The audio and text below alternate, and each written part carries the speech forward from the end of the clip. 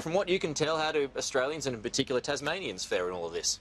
Oh, look, I think it's a little bit early, but Tasmania, I think some of the budget announcements, we already knew they were coming anyway. When I get back home, I'm obviously going to hear a lot more about it then once I get my boots on the ground. So it'll be very, very interesting. We have been quite lucky. We've been, I think, because we have a Liberal government down there, well, they have thrown a fair bit at us over the last 12 months, and going into that last election, we fared well out of that double D, mate. So we're still doing okay down there. I am a bit concerned that with our borders still closed, how long they can last like that without having the tourism. They're really suffering, the pubs and clubs down there.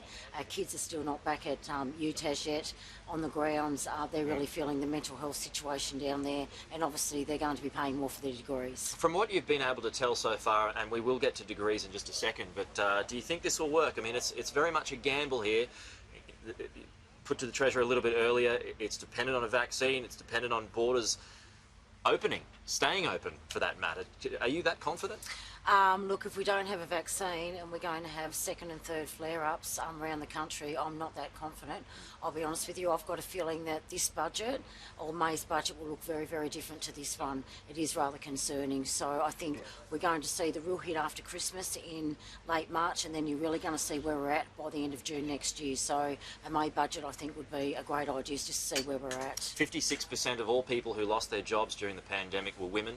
60% of all those who return to work are women. Do you think there is enough in this budget, from what you can tell so far, that relates to women?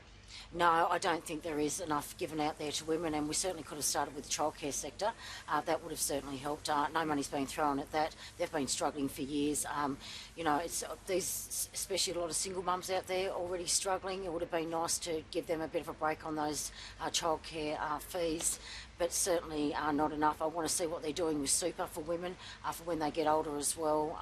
So I'll have a good look at that over time. Centre Alliance onto universities now, and university reform. Centre Alliance has teamed up with the government so far. It looks like that should be able to get through now. Are you disappointed about that? Yeah, I'm really disappointed that, you know, when it comes to big reforms like that, and it hits all our kids around the country, that they're all very concerned about is giving the South Australian university some money and get a little bit on the sidelines. I can tell you now what I got offered and what they're getting, the 50 million or 40 million they're getting for South Australia. They completely sold their souls and they got ripped off. If you're going to go in and you're going to do a vote, and most people do not agree with you, by Christ, mate, you're going to sell your soul like that, you'd want to come out with hundreds of millions of dollars to back it up. Because I tell you, they're going to struggle in the next election. Who's the government is? Yeah. No, well, Central Alliance is, absolutely. Okay. So who are the losers in all of that at the end of the day? Well, I think for me, I'm worried about aged care, even though the aged care sector, where we've got those home packages, there's still 100,000 that are not filled, so putting out 29,000 extra ones, it's short. Like they're, you know, not just a long way short, but it's actually implementing it. This is the problem with the coalition. All we've seen them do is talk the talk, but mate, they've got to start walking the walk, and they've got to make sure that this transforms from not just talking about it, but actually making it happen so we can see it happen. And that's a problem in itself. I'm worried about, you know, they've got 100,000 extra apprenticeships out there. Well, mate, where's the money for our TAFEs? I mean, I can tell you now, I've got asbestos through our tapes, I've got equipment that's been used in the Cold War. They're missing pieces of the puzzle. You can't have 100,000 apprenticeships out there if you don't have these training places. We're going back to the fly-by-nighters, where we're now paying our kids back because they got so ripped off by putting their mates in to run these sectors. I mean, come on. If you're going to have apprenticeships out there, you've got to have these TAFEs up and booming.